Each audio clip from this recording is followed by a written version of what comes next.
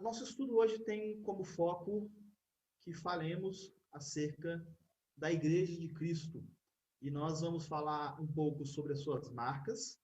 E semana que vem, se Deus nos der a graça, nós vamos falar um pouco sobre os frutos da Igreja do Senhor. Léo, por que nós estamos falando sobre igreja e tal? É claro, ah, nós entendemos, meus irmãos, que a vida segue, né? E nós precisamos tratar de assuntos que são pertinentes também ao povo de Deus. E, de certa forma, eu fiquei pensando em trazer algum estudo que falasse sobre a pandemia, mas aprove o Senhor, na sua providência, como nós falamos semana passada, de que nós falássemos hoje acerca da Igreja de Cristo. Falaremos um pouco sobre as marcas da Igreja de Cristo e depois faremos algumas aplicações, tá bom? O texto da nossa meditação está aí, é o texto do Evangelho segundo Mateus, no capítulo 16. Mateus 16, versículos 18 e 19. Eu sei que você já deve ter escutado ou até presenciado muitos estudos acerca de igreja, e é óbvio que nós não temos a menor pretensão de trazer nada novo, mas resgatar aqueles ensinamentos que nós conhecemos e que por vezes eles são esquecidos e nós precisamos retomá-los para entender que a igreja do Senhor continua nos dias de hoje, certo?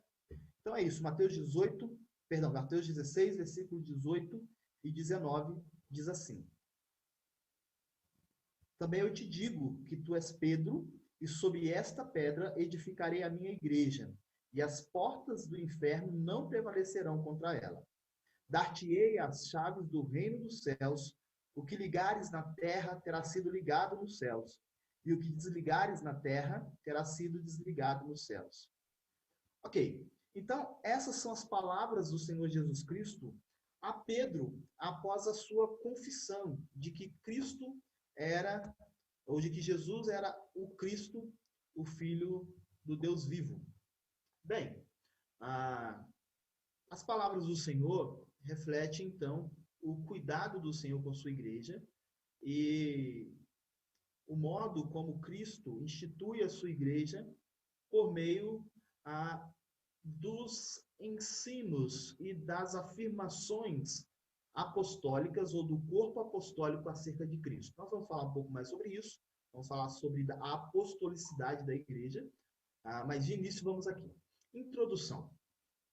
A igreja, ela é a maior e mais duradoura instituição que nós temos. Isso é algo bem interessante para nós, né? Porque quando nós pensamos em igreja, nós estamos falando em Igreja de Cristo, nós estamos falando em pelo menos cerca de 2.000 anos de uma instituição que fora então inaugurada e que passara por momentos extremamente difíceis, mas que até hoje é preservada e tem se sustentado. E aí a gente fica com uma pergunta. A pergunta é a seguinte: o que explica essa sua durabilidade, a durabilidade da igreja? Por que a igreja prevalece e ela rompe tanto tempo assim? A resposta, meus irmãos, nada mais é do que olharmos para a igreja como uma instituição divina, com propósitos divinos. E o nosso Deus não só instituiu a igreja, como ele também preserva a igreja, ele guia a igreja, ele dirige a igreja e todas essas coisas ele faz para um fim. Ou seja, Deus tem um propósito com sua igreja. Isso já traz algumas aplicações rápidas para o nosso coração. A primeira coisa que nós precisamos entender e pensar é que sempre existirá a igreja. A igreja do Senhor Jesus Cristo na face da terra, ela sempre vai existir. Nada, como nós vamos ver aqui, será capaz de impedir o progresso e o avanço da igreja, porque o nosso Deus, como falamos semana passada, que controla a história, está guiando a igreja a esse fim glorioso. Então, a durabilidade da igreja, ou melhor, não depende da sua estratégia, da sua força, dos seus mecanismos, mas depende única e exclusivamente da mão poderosa do Senhor. É claro que isso inclui a responsabilidade da igreja, mas o Senhor tem guiado a história e tem dirigido e guiado a sua igreja. Pois bem, o primeiro a falar sobre igreja foi o nosso Senhor Jesus Cristo.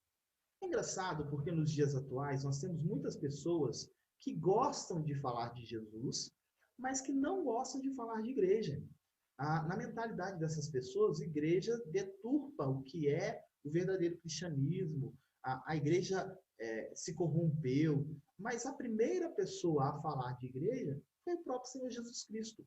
No texto que nós lemos, de Mateus 16, versículo 18, ele diz: "Pois tu és Pedro, e sobre esta pedra edificarei a minha igreja.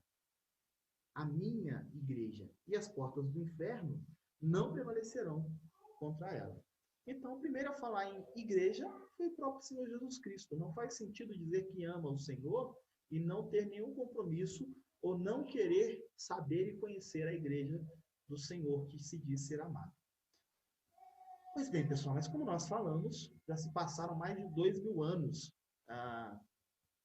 de história, não é isso? E a igreja vem prevalecendo, vem diante de tantas dificuldades, de perseguições, à custa de sangue de muita gente, a igreja chegou. Mas o tempo também trouxe dificuldade para a igreja e nós vivemos dias atuais difíceis. E o que nós estamos pretendendo dizer com isso? Hoje nós temos uma variedade de igrejas. Tem igrejas para tudo quanto é gosto e tipo. Pessoas que gostam de igrejas assim ou assado, que gostam de igreja com fundo assim, igreja com fundo assado, igreja que a música seja assim, igreja que a música seja assado, igreja que a pregação seja assim. Diante dessas variedades, a gente precisa entender como identificar uma igreja verdadeira. Quais são as marcas, as características de uma igreja genuinamente verdadeira? É isso que nós vamos tentar demonstrar com o nosso estudo de hoje. Então, a primeira coisa que nós vamos fazer é falar acerca da definição e da origem da igreja. Definição e origem. Quanto à definição, eu trago aqui a definição de um teólogo holandês chamado Louis Berkhoff, muito conhecido na teologia sistemática, ele inclusive tem uma teologia sistemática, e a definição de igreja dele é a seguinte: a palavra igreja serve para denotar a totalidade do corpo no mundo inteiro, daqueles que professam exteriormente a Cristo e se organizam para fim de culto sob a direção de oficiais para isso designados. Porém, no seu sentido mais compreensivo, a palavra se refere a todo o corpo de fiéis, quer no céu, quer na terra, que se unirão a Cristo como seu Salvador. A definição de Berkhoff ela é interessante porque ela fala sobre dois aspectos da igreja. Ela fala primeiro do aspecto organizacional da igreja, a igreja enquanto organização. Então, até a parte em que ele fala sobre os oficiais para isso designados, ele está falando sobre igreja enquanto organização. É o que nós basicamente conhecemos por igreja, né? Quando nós vamos lá, vemos um edifício, tem lá a sua placa, com dias de culto, tem de repente ali alguma frase, algum slogan, alguma coisa nesse sentido. A segunda definição, quando ele diz, porém, em seu sentido mais compreensivo, a palavra se refere a todo o corpo de fiéis, agora ele está falando do aspecto de igreja como um organismo, um aspecto organísmico da igreja. A igreja enquanto um organismo. E tem diferença nessas coisas. Igreja enquanto organização e igreja enquanto organismo. Nós vamos falar um pouco mais sobre isso, mas para que os irmãos entendam, na definição de Berkhoff, igreja abrange organismo e organização. Como eu falei no início, existem pessoas que dizem abraçar o organismo, ou seja, compõem a igreja invisível de Cristo, mas que despreza a organização. Não é esse o princípio bíblico, tá? De fato, o organismo é algo extremamente glorioso. De fato, quando nós falamos de igreja enquanto organismo, nós estamos falando daqueles que se unem de fato como corpo, compõem um corpo do qual Cristo é o cabeça. Nesse sentido, nós estamos falando de uma igreja perfeita. Nós estamos falando de uma igreja que não tem os seus defeitos, a igreja invisível. Isso é ótimo. Todos nós queremos isso. Quando nós falamos de igreja enquanto organização, aí tem os seus problemas. E muitas pessoas querem desprezar isso. Mas, biblicamente falando, nós não podemos fazer assim. Ok, pessoal? Então, essa é a definição de Berkhoff que traz para nós esses entendimentos que são bem claros acerca de igreja enquanto organização e enquanto organismo. Então, o que nós vemos aqui? O povo pertence a Cristo, resgatado por seu sangue. Então, igreja é o ajuntamento, é a reunião de um povo que pertence a Cristo porque foi resgatado pelo sangue de Cristo. Isso é uma igreja. Note que até agora nós estamos falando de igreja que não se divide por placas denominacionais. Note que até aqui nós estamos falando que todos aqueles que compõem ou que pertencem a Cristo e foram resgatados pelo seu sangue, compõem a igreja verdadeira, compõem aquela igreja que Cristo comprou e morreu na cruz por ela. O termo igreja vem do termo grego eclesia, que nós conhecemos, né? Usado como referência a uma assembleia popular. Nós não vamos ler os textos, eu vou falar rapidamente. Esse é aquele texto que Paulo está com Timóteo, lá na Macedônia, e há aquele episódio com Diana dos Efésios, e há aquele episódio de que o povo abandona Diana, e há uma confusão muito grande. E por várias vezes o termo utilizado ali é que a assembleia se revoltou, e a assembleia foi dissolvida, e os problemas serão tratados na assembleia. Então o termo ali é eclesia. Inicialmente, eu não estou nem aqui falando da questão morfológica dessa palavra, mas a palavra, o termo eclesia, o termo grego, traz uma referência a um ajuntamento para fins políticos. Pessoas que se reuniam em determinado lugar para determinadas resoluções políticas. Com o tempo, Paulo e os demais apóstolos, mas principalmente Paulo e o apóstolo João, vão tomar esse termo, eclesia, e aplicá-lo à vida da igreja, ao ajuntamento, agora não para fins políticos, mas para fins religiosos, para fins culticos. Então, a ideia é de um ajuntamento.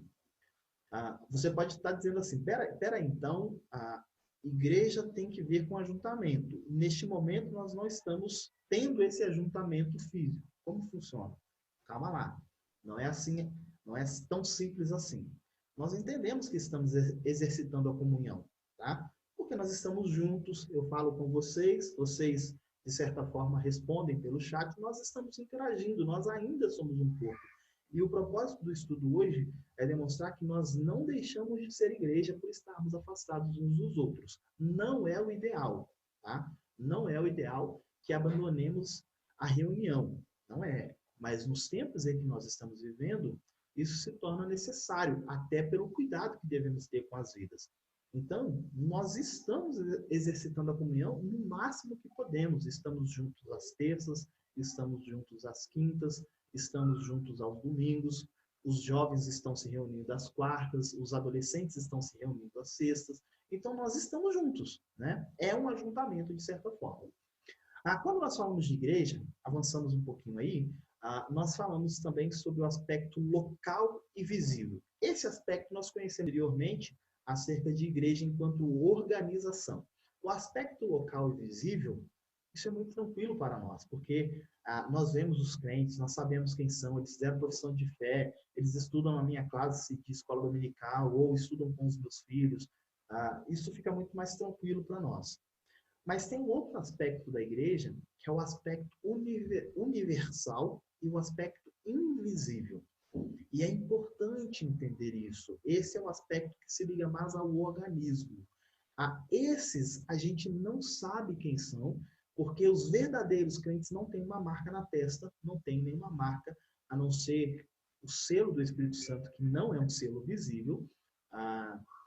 Então, nós não conseguimos definir quem são essas pessoas que compõem a Igreja Universal e Invisível. Nós acreditamos que os nossos irmãos da Igreja Local e Visível compõem a Igreja Universal invisível. Mas nem todos que estão na igreja local invisível pertencem à igreja universal e invisível.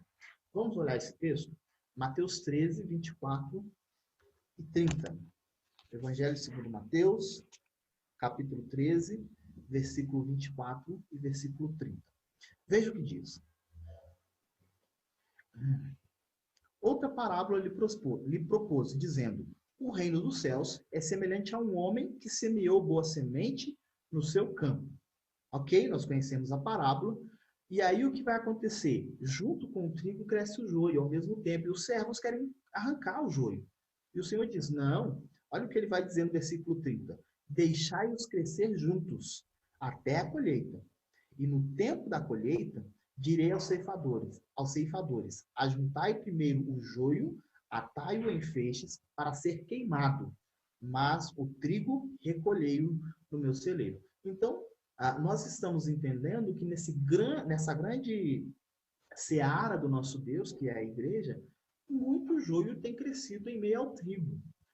Na igreja invisível, isso não é possível, porque só se liga à igreja invisível aqueles que são genuinamente trigo, vamos dizer assim, aqueles que são genuinamente evangélicos, aqueles que foram comprados pelo sangue do Cordeiro, aqueles que tiveram seu coração regenerado e então tiveram a transformação necessária para responder a Cristo de forma positiva. Esses compõem a igreja invisível. Os demais não. O joio cresce em meio ao trigo. Esse é um cuidado que nós precisamos ter, meus irmãos. A igreja é composta de pessoas falhas. Em primeiro lugar, é composta de crentes sinceros, mas não perfeitos. Estão buscando a santificação. Mas, além disso, a igreja também é composta, a igreja visível, é composta de muito joio. Ou outras figuras de linguagem que são utilizadas, que é o lobo, ou qualquer outra coisa nesse sentido. E nós precisamos entender que isso faz parte da história. E muitas das vezes a nossa relação com a igreja ela é prejudicada porque nós queremos uma organização, lembre-se, igreja visível, que seja como o organismo, igreja invisível. Isso não acontece ainda, isso vai acontecer, mas não acontece ainda. Então a igreja, ela ainda é falha. Ainda há pessoas que falham, há pecadores. Perdão, irmãos, meu interfone está tocando aqui. Vou pedir à minha esposa para atender só um minuto. Amor.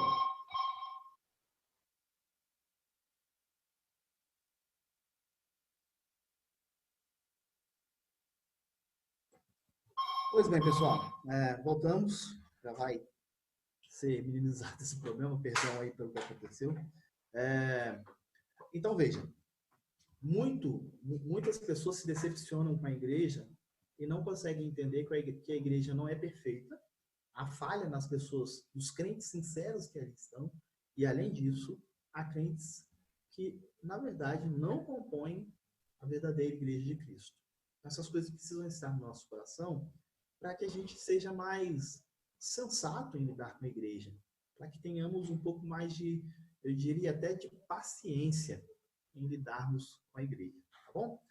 Mas vamos avançar um pouco mais. Então, nem todos que estão na igreja compõem, de fato, a igreja. Isso parece um pouco estranho, mas essa é a verdade. Avancemos. Agora eu trouxe uma definição da Confissão de Fé de Westminster. A Confissão de Fé de Westminster é um documento reformado. Aqueles irmãos que não são membros da Igreja Presbiteriana, ou até aqueles que estão há pouco tempo na Igreja Presbiteriana, Betel, que é a nossa igreja, e ainda não tiveram contato com esses documentos. É um documento teológico, claro, vamos dizer, de linha reformada, e que a Igreja Presbiteriana do Brasil adota como símbolos da sua fé. Nós diríamos que são excelentes interpretações do texto bíblico. Tá? Não substitui a Bíblia, de forma alguma, mas nós, quando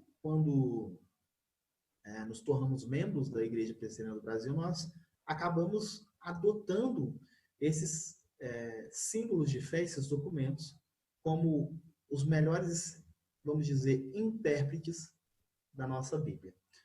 E aí, a confissão de fé a respeito da igreja, ela diz o seguinte: a Igreja Católica Universal, que é invisível, olha agora, diferente de Berkoff, ela começa falando do organismo primeiro e depois vai falar sobre um pouco sobre organização. Mas veja, está falando de organismo, Igreja invisível, Igreja Universal, Igreja Católica.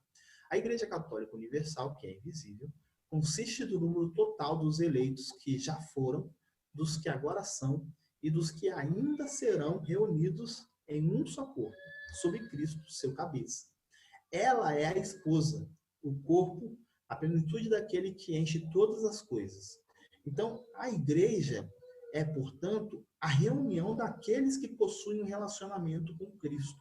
Eu sei que o termo relacionamento se tornou tão defasado, né? Mas a ideia de relacionamento aqui é de ter sido regenerado e ter tido uma transformação em seu coração e uma união a Cristo.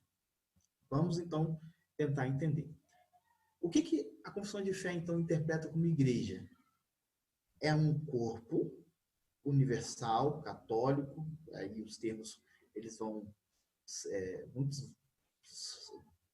há uma inadequação com os termos, vamos dizer assim, né? Mas a gente não consegue encontrar outros termos melhores. Mas a igreja, ela é católica ou universal, ela é espalhada sobre a face da terra, ela já não é mais uma comunidade pactual de Deus enquanto uma única região, vamos dizer, como aconteceu no tempo de Israel. Agora ela é mundial, ela é universal. Agora ela se espalha sobre a face da terra. Já não é apenas uma localização. Ela é invisível, né? Então, para a Confissão de Fé de Westminster, ela entende a igreja, em primeiro lugar, como igreja invisível. Claro, não há um desprezo aqui pela igreja visível, não é isso, pelo organismo, pela organização, melhor dizendo. Mas ela aqui, a Confissão de Fé está tratando com a questão da igreja invisível.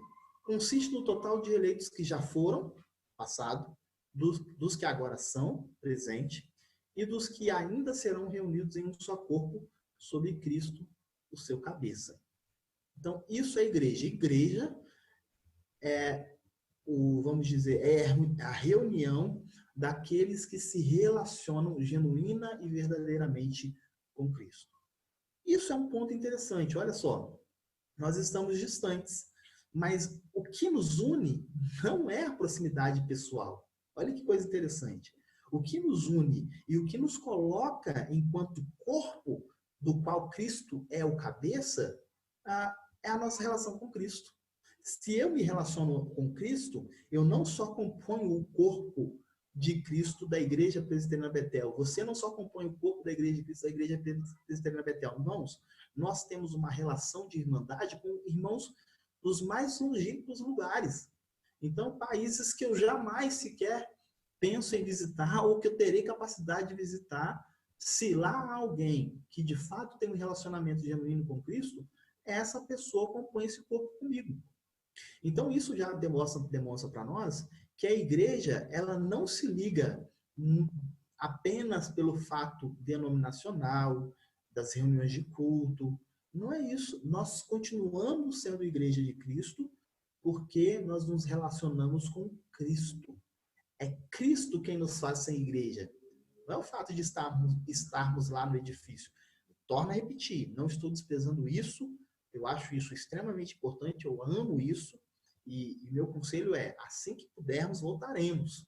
Mas, no momento ainda não podemos, mas continuamos sendo igreja. Por que somos igreja? Porque temos um relacionamento com Cristo. E porque temos um relacionamento com Cristo, compomos o corpo de Cristo. Não só de um corpo atual, mas dos crentes que já viveram antes de nós e dos crentes que viverão depois de nós.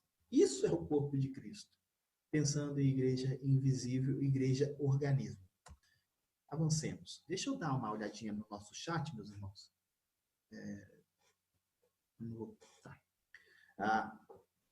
Vamos avançar um pouco mais. A origem da igreja. Entender a origem de igreja é para nós entendermos, na verdade, qual é a relação igreja e Israel. Há linhas teológicas que interpretam que igreja é uma coisa e Israel é outra. há outras linhas teológicas que entendem que igreja e Israel fazem parte do pacto de Deus, mas que Deus trata, perdão, com essas coisas de formas distintas. Para Deus, igreja, as promessas que são para a igreja se cumprem na igreja, as promessas que são para Israel se cumprem em Israel. Para nós, basicamente, nós entendemos que Israel e igreja é uma relação única do pacto de Deus. Vamos tentar entender isso melhor. A pergunta que fica é: Israel é igreja ou a igreja é Israel? Eu posso dizer que eu sou o Israel de Deus hoje? Ou eu posso dizer que o Israel do passado compunha a igreja de Deus do passado? Essas coisas que a gente está tentando entender aqui. Inicialmente, pensou-se que eram organizações diferentes. O que eu estou querendo dizer com isso? As autoridades romanas interpretavam o cristianismo como uma derivação, como uma seita do judaísmo, uma ramificação do judaísmo.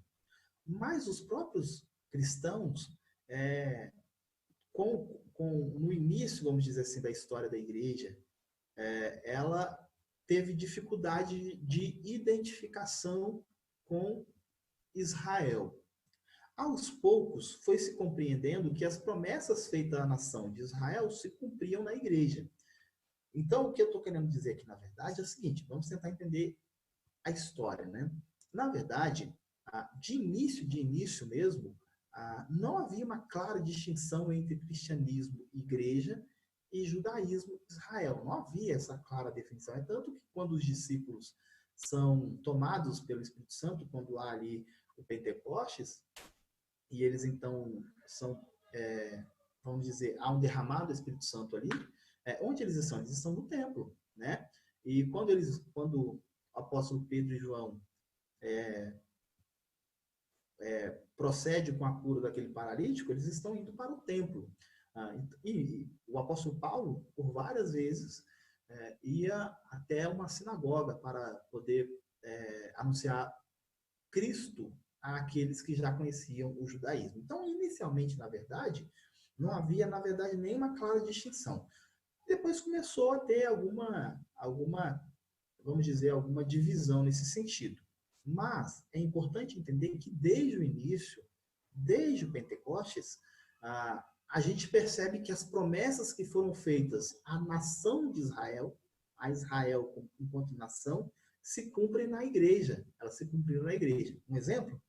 A promessa feita em Joel, texto que nós estamos expondo aos domingos, quando eu tenho oportunidade, que é o livro de profeta Joel, nós, se Deus quiser, terminaremos a exposição do profeta Joel numa próxima ocasião. Aquelas promessas de que nos últimos dias Deus derramaria do seu espírito sobre toda a carne, os vossos jovens terão visões, os vossos velhos sonharão, ou é vice-versa, não me lembro, até sobre o servo e até sobre a serva derramarei do meu espírito. Essa promessa, ela se cumpre em Atos capítulo 2, versículos de 1 a 4. Vamos orar então? Atos 2, de 1 a 4.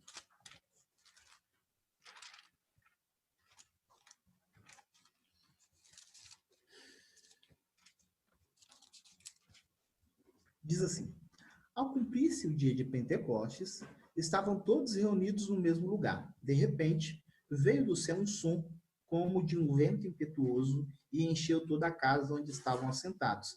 E apareceram distribuídas entre eles línguas, como de fogo, e pousou uma sobre cada um deles. Todos ficaram cheios do Espírito Santo e passaram a falar em outras línguas, segundo o Espírito lhes concedia que falassem.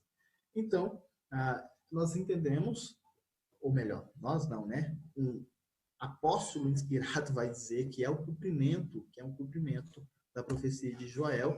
Então, a igreja, vamos dizer, a relação Israel e igreja é uma relação de continuidade. Deus tem o seu povo, tem um pacto com o seu povo dentro da nação de Israel. Lembre-se, nem todo israelita, nós vamos olhar esse texto aqui, mas nem todo que é de Israel é israelita, mas aqueles que Deus chamou para ser os seus filhos. Então Deus tem uma relação com parte de Israel, não é com a nação toda. E essa relação continua. Ela agora só se estende a outras nações e não apenas com o povo da nação de Israel. Vamos lá. Falando ainda um pouco mais sobre essa questão da origem da igreja, nós temos aí que Pedro interpreta o evento que nós acabamos de ler como parte do cumprimento das promessas do Antigo Testamento. Então, agora vamos olhar o texto de Atos 2,16. Veja o que diz. Atos 2,16, Pedro vai então dizer o seguinte: mas o que ocorre é o que foi dito por intermédio do profeta Joel. Então, Pedro identifica as promessas feitas a Israel, enquanto nação, se cumprindo na igreja. A igreja é a relação, é a continuação da relação pactual de Deus com a nação de Israel. Tá certo? Que mais? Lá em Atos 3, 25 a 26, Atos 3, 25 a 26, diz assim: vós, Pedro, novamente em um discurso, agora após curar o paralítico, ele vai dizer assim: vós sois os filhos dos profetas e da aliança que Deus estabeleceu com vossos pais, dizendo a Abraão: na tua descendência serão abençoadas todas as nações da terra. Tendo Deus ressuscitado o seu servo, enviou-o primeiramente a vós outros para vos abençoar, no sentido de que cada um se aparte das suas perversidades. Então, nesses dois textos, o apóstolo Pedro entende que as promessas que foram feitas a Israel estão se cumprindo. Grande parte delas, ou alguma parte delas, estão se cumprindo na igreja. Agora, olha que interessante. Isso tem alguns direcionamentos importantes para nós. Porque, veja, a unção do Espírito Santo ocorria em 3 ofícios do Antigo Testamento. Quero lembrar os irmãos que era em relação ao rei, em relação ao sacerdote e em relação ao profeta.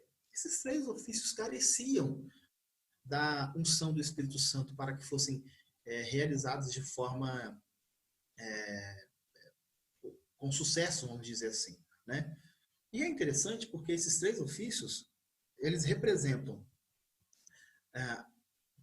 3 aspectos da mediação entre Deus e homem. O rei representava o governo de Deus, né? O sacerdote representava o povo diante de Deus. E o profeta representava Deus diante do povo.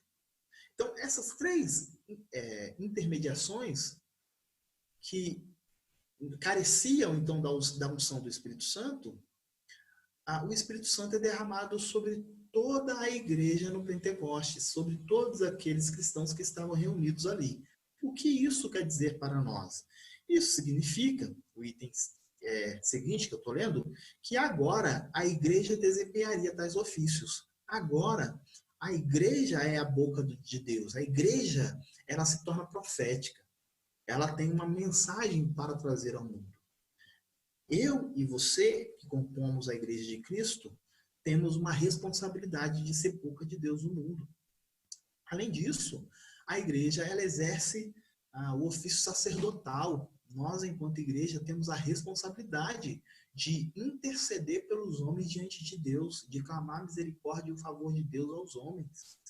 E, além disso, a igreja representa o governo de Deus na terra. Quero ler com os irmãos agora o texto de 1 de Pedro, capítulo 2, versículo 9. Veja o que diz esse texto. 1 de Pedro 2, 9, diz assim: vós, porém, sois raça eleita, sacerdócio real, nação santa, povo de propriedade exclusiva de Deus, a fim de proclamardes as virtudes daquele que vos chamou das trevas para a sua maravilhosa luz. Note que em apenas um versículo nós temos nação santa, sacerdote, real, ou seja, realeza, a fim de proclamardes. E aqui nós temos a função ou ofício profético da igreja. Então a igreja agora desempenha esses ofícios porque o Espírito foi derramado copiosamente não só sobre alguns oficiais, mas sobre toda a igreja. Tá? Isso entendendo que a igreja tem origem desde os primórdios das promessas feitas por Deus a Abraão, lá atrás. Tiago vai no Concílio de Jerusalém, Atos 15, ele cita uma profecia de Amós capítulo 9, dizendo que ela se cumpriu na igreja também. Veja só, Atos 15, Atos capítulo 15, versículo 13 a 18. Diz assim: depois que eles terminaram, falou Tiago dizendo: irmãos, atentai nas minhas palavras. E expôs-se, irmão, como Deus primeiramente visitou os gentios, a fim de constituir dentre eles um povo para o seu nome. Conferem com isto as palavras dos profetas. E ele aqui está citando diretamente o profeta Amós. Como está escrito, versículo 16 agora, de Atos 15. Cumpridas essas coisas, voltarei e reedificarei o tabernáculo caído de Deus, de Davi, e levantando-o de suas ruínas, restaurá-lo-ei, para que os demais homens busquem o Senhor e também todos os gentios sobre os quais tem sido invocado o meu nome, diz o Senhor, que faz essas coisas conhecidas desde séculos. Então, o irmão de nosso Senhor Jesus Cristo, Tiago, aqui, presidindo o Concílio de Jerusalém, ele entende que os gentios estavam sendo alcançados porque a promessa de Amós, feita à nação de Israel, estava se cumprindo na igreja. Então, isso tem até aplicações para a escatologia, inclusive, que não é o nosso tema aqui agora. Mas nós entendemos que a igreja é um desdobramento da relação pactual com Deus, com a nação de Israel. Ok? Os sacramentos que aconteciam vamos dizer, no antigo Israel, se cumprem na igreja.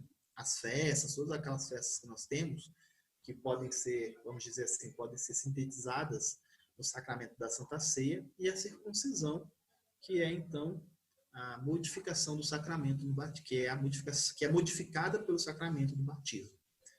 Portanto, a igreja do Novo Testamento é a continuação do pacto de Deus no Antigo Testamento. E agora vamos olhar esse texto também, que vai tratar sobre isso de forma mais clara. Gálatas capítulo 6, versículo 16.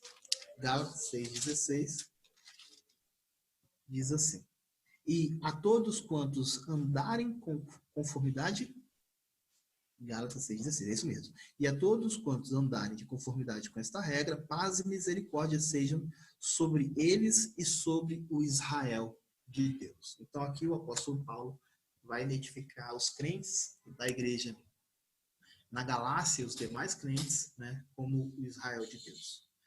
Tranquilo, pessoal? Deixa eu ver se eu consigo minimizar. Eu não estou conseguindo acessar o chat, só para ver como estamos a questão aqui do horário e a questão das perguntas. Meu pai. Duas perguntas. Léo, não entendi. Os irmãos estão vendo, né, que eu estou compartilhando essa tela. Só um minuto. Pronto. Deixa eu lá. Eu não entendi. Você comentou que Deus... Tá bom. Sim, Paulo. Então, a pergunta do Paulo é quando eu comentei que Deus tem parte com parte de Israel, tem pacto com parte de Israel e não com todo Israel. Por que isso? Porque o próprio apóstolo Paulo identifica que as palavras do Senhor são essas mesmas, de que Israel é aqueles a quem Deus chama de Israel e não todo o povo da nação de Israel. O pacto de Deus sempre foi com, a gente chama de remanescente, o povo da aliança, o povo fiel da aliança. Existiam aqueles em Israel que jamais fizeram parte do pacto e da aliança, que jamais compuseram o povo de Deus, mesmo estando em Israel. Há exemplos bíblicos e claros sobre isso, né? Mas o pacto de Deus, a princípio, é com Abraão e com a sua descendência. Mas toda a descendência, não. Paulo, lá em Romanos capítulo 9, vai dizer, não. Pois nós vamos olhar esse texto com mais calma, mas ele diz assim que nem só por serem israelitas, ou por serem filhos de Abraão, são todos israelitas. Esse texto é um texto claro que fala que a relação de Deus sempre foi com aqueles que de fato compõem o seu povo, que nós não sabemos identificar assim com precisão, mas que Deus sabia muito bem quem eram os verdadeiros israelitas, quem eram de fato aqueles que eram parte do povo de Deus. Então vamos continuar aqui nosso estudo. Agora nós vamos falar um pouco sobre as marcas da verdadeira igreja. Terei que correr com essa parte, mas eu vou retomá-los todos eles semana que vem com mais calma. Então esse é o ponto. As marcas da verdadeira igreja. Irmãos, nós somos, a imagem aqui é exatamente para mostrar o quanto nós somos bem criteriosos, né? Se talvez essa seja a palavra, se eu não estou usando aqui um eufemismo, nós somos bem criteriosos em relação à igreja. Mas uma coisa que eu já falei, e nós precisamos entender claramente, é que nenhuma igreja está isenta de erro.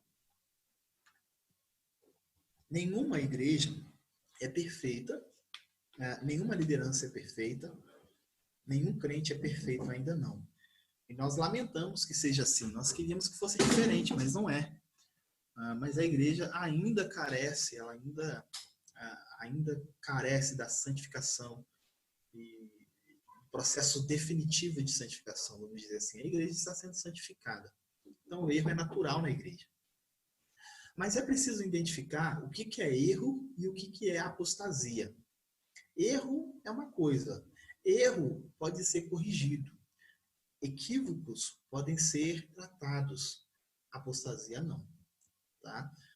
Equívocos podem ser, vamos dizer assim, corrigidos, podem ser tratados, podem ser retratados, inclusive, mas a apostasia é uma clara identificação. Me foge a palavra, mas é uma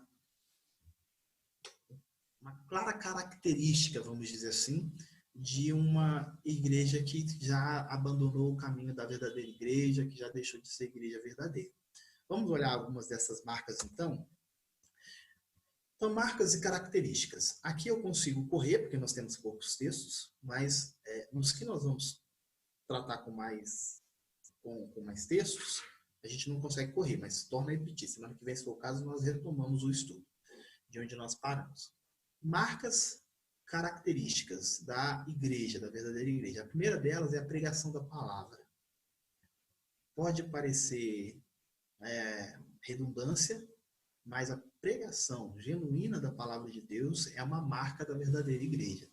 Igrejas que têm desprezado a verdadeira pregação da palavra, igrejas que têm colocado a palavra de Deus em segundo lugar, igrejas que têm abandonado a palavra de Deus como regra de fé e prática, têm dado sinais de que não é mais uma igreja verdadeira, ou que talvez nunca foi, né?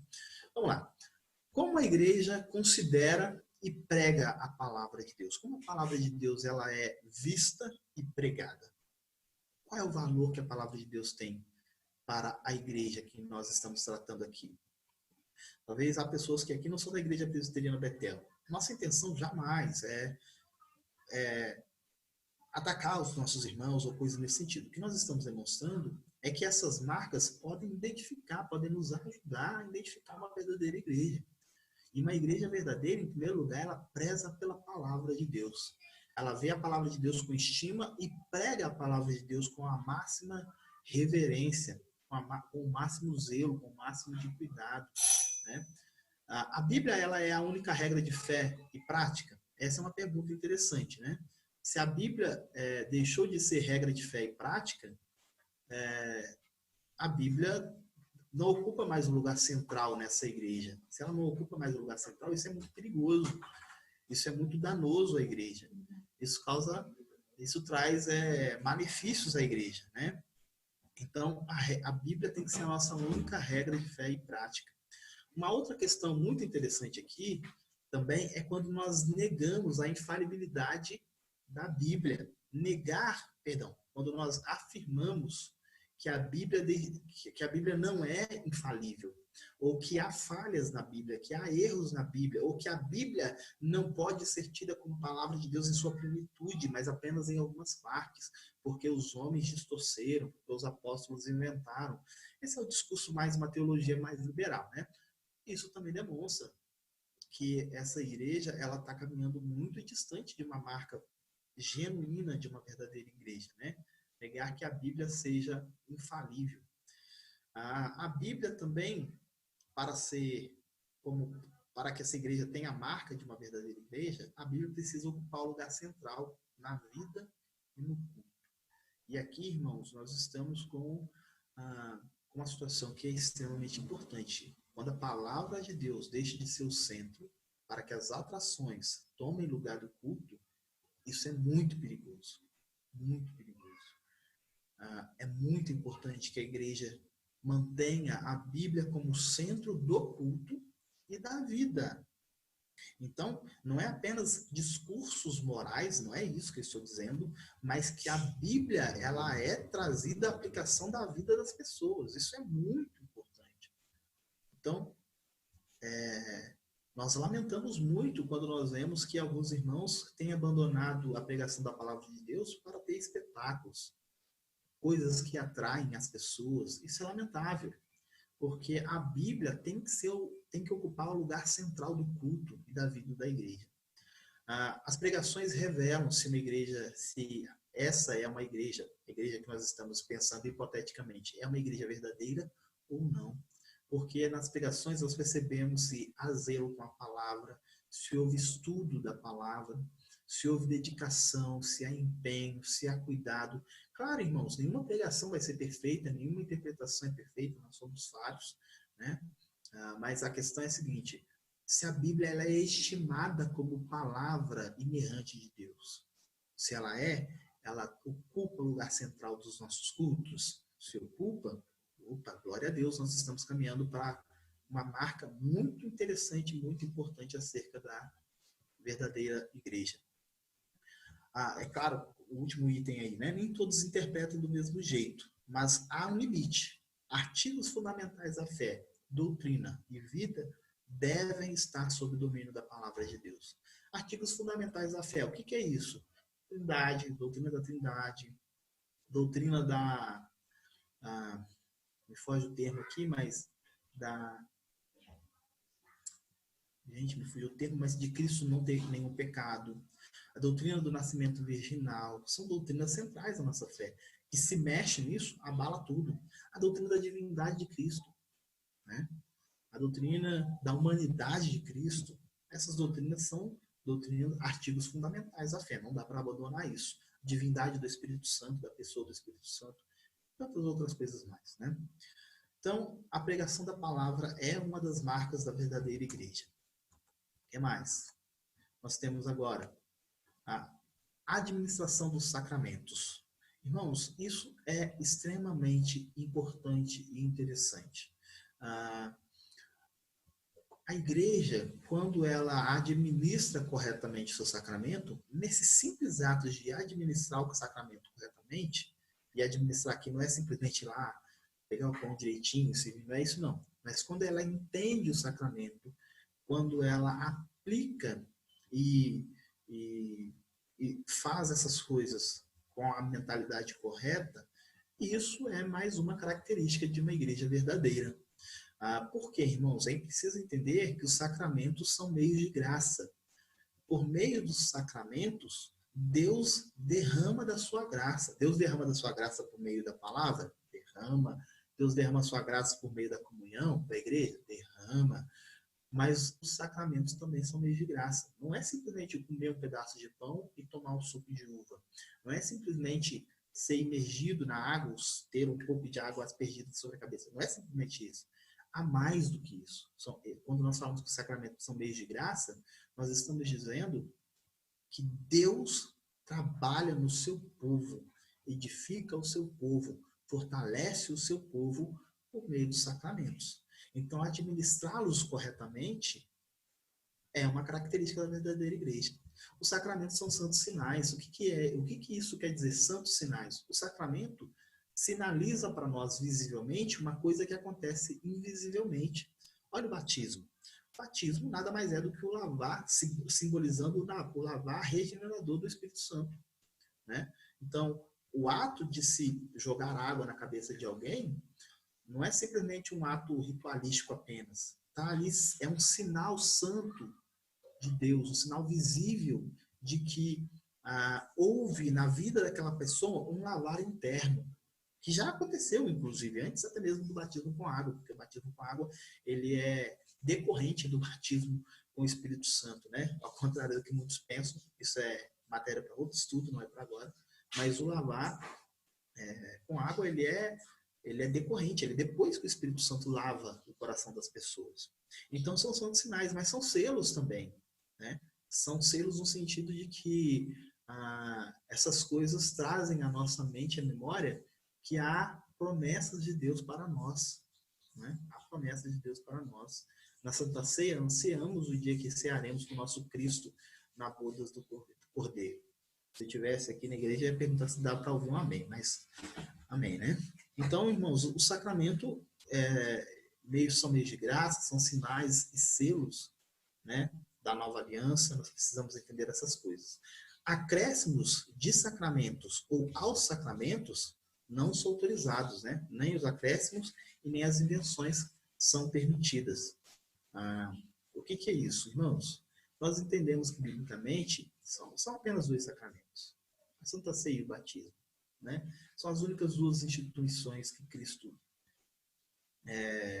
nos deixou como ordenação. Então, a maneira correta de fazê-los está nas Escrituras, os elementos corretos de se utilizar estão nas Escrituras, e nós precisamos ter esse cuidado com o sacramento. Uma igreja que é verdadeira, ela tem esse zelo, ela tem esse cuidado com os sacramentos. Atualmente nós temos uma discussão interessantíssima acerca do sacramento da ceia, nesse tempo de divisão. Isso também não consigo responder agora, eu não tenho uma opinião formada quanto a isso. A única coisa que eu sei é que, se alguém tiver esse tipo de dúvida, corre lá no Facebook do Reverendo Agil, diretor do seminário, JMC. Ele tem já a opinião dele lá formada, bem plausíveis os argumentos dele, inclusive. Mas eu não tenho capacidade de falar sobre isso. Talvez, no segundo momento, eu consiga trabalhar melhor, porque eu sei que se a Santa Ceia é um meio de graça, alguém vai dizer, e a gente está ficando sem esse meio de graça nesse tempo? Isso é um outro assunto, não sei nem por que eu estou falando disso. Vamos lá. Disciplina. A disciplina é também uma característica da igreja verdadeira. Deixa eu ver meu tempo, eu tenho 6 minutos, eu vou falar aqui um pouco e depois eu encerro. Então, a disciplina, eu vou retomar aqui semana que vem, tá bom? Eu vou terminar o nosso slide e retomo aqui em disciplina. Eu quero só falar rapidamente sobre essas questões. A disciplina, ela é uma característica da verdadeira igreja. Igrejas, atualmente, muitas das igrejas atualmente, têm falhado nesse aspecto. Têm deixado de disciplinar os seus crentes com medo de perdê-los. Esse medo, ele não é plausível, ele não se justifica biblicamente falando, porque deixar de disciplinar não é um ato de amor, é um ato de covardia e de falta de cuidado com o membro faltoso. Corro com o que está escrito aqui e a gente vai para as palavras finais para encerrarmos. A disciplina, ela é necessária para a manutenção da pureza da igreja, claro, né, irmãos? O descuido com a disciplina revela falta de importância com a pureza e com o pecador. Quando uma igreja deixa de disciplinar, ela demonstra duas coisas. Ela não se importa com a pureza da igreja e ela também não se importa com o pecador, que precisa de disciplina, precisa arrepender-se e confessar os seus pecados, claro, né, e acatar a disciplina para que seja restaurado novamente a comunhão da igreja, vamos dizer assim. A disciplina mantém a pureza doutrinária e santidade dos sacramentos, né? Membros disciplinados não podem participar do sacramento. Membros em pecados que participam do sacramento comem e bebem juízo para si. E é responsabilidade da igreja prezar para que os irmãos não façam isso, né? E isso é feito através da disciplina. E ela, então, preserva a pureza doutrinária e a pureza dos sacramentos, e a santidade dos sacramentos. Aqui 2 textos que nós não vamos ler, vamos retomar isso aqui semana que vem, né? Deus disciplina para o aproveitamento, isso está muito claro lá em Hebreus 9:10, Hebreus capítulo 12, versículos 9 e 10. E exercer disciplina é um ato de amor, também lá no texto de Hebreus, capítulo 12, versículo 6. Bem, meus irmãos, nós vamos parar aqui. Então, falamos até agora sobre as marcas da igreja verdadeira. Pregação fiel da palavra de Deus, né? vamos dizer, a máxima reverência com a palavra de Deus e a máxima reverência na exposição dessa palavra. Falamos aqui da correta administração dos sacramentos, sem as invenções, e a gente sabe, irmãos, nós vivemos tempos em que não é difícil inventar, né? A gente tem relatos tristes, lamentáveis, de igrejas que administram seus sacramentos com Coca-Cola, com biscoito creme cracker. Isso é lamentável. Isso demonstra que as pessoas precisam corrigir esse erro. Ou, se não corrigem esse erro, estão dando claros sinais para nós que essas igrejas estão precisando ser olhadas com outros olhos. Não são nossos irmãos. Tá? E a disciplina, irmãos, que nós vamos retomar semana que vem, é a ideia de cuidar da igreja para que o povo de Deus possa ser tratado pelo Senhor, para que a pureza seja mantida, para que a ordem do sacramento seja mantida e para o benefício do faltoso, para o aproveitamento do povo de Deus, conforme Hebreus 12, 9 e 10. Deus os abençoe, nós vamos orar encerrando e podemos encerrar. Deus santo e bondoso, nós te bendizemos, te agradecemos, porque o Senhor é bom. Te agradecemos, Senhor Deus, porque a tua misericórdia dura para sempre e o Senhor tem sido fiel à tua aliança conosco. Lamentamos, Senhor Deus, porque muitas vezes nós não somos. Nós pecamos, nós quebramos, ó Deus, e rompemos com as nossas relações com o Senhor de várias formas. E lamentamos por isso, confessamos os nossos pecados ao Senhor. Mas te bendizemos e te glorificamos, porque não é nos méritos das nossas atitudes, não é segundo as nossas justiças, mas segundo a justiça de Cristo Jesus, que o Senhor tem um relacionamento conosco. E nós te bendizemos por isso, nós te louvamos por isso. Pai, abençoa a nossa noite, que este estudo possa, ó Deus, ter trazido os efeitos que o Senhor mesmo preparou para que ele fosse, para os frutos, ó Deus, eles possam ser colhidos segundo a tua vontade, como o Senhor mesmo designou quando do preparo desse estudo. Que a sua igreja continue sendo abençoada, confortada, consolada e, acima de tudo, que ela descanse sempre na soberania do Senhor e na certeza de que o Senhor tem os teus planos para a tua igreja e que a igreja do Senhor vai avançar sobre tudo e todos, porque as portas do inferno não prevalecerão contra a tua igreja. Louvamos ao Senhor, te agradecemos, em nome de Jesus. Amém. Deus abençoe. Uma boa noite a todos.